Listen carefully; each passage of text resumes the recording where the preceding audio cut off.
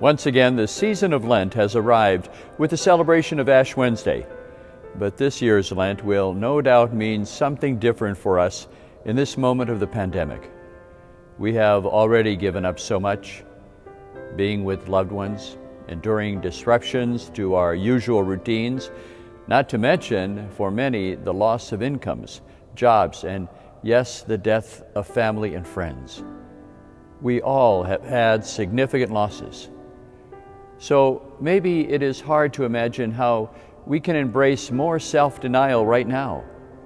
But let me suggest another approach, to consider that just as the usual practices of fasting, prayer, and almsgiving are all designed to bring us closer to and more dependent on God rather than ourselves, so too our moments of loss with the pandemic have done the same.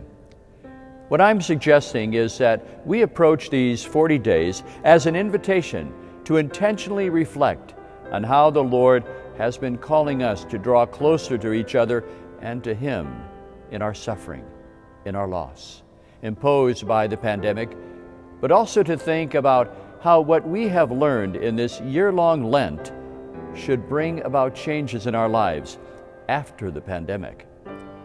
Just as Lent calls us to be different, to change, does not the pandemic, the imposed sacrifices we have undergone, also call us to change in our relationships with one another and our God?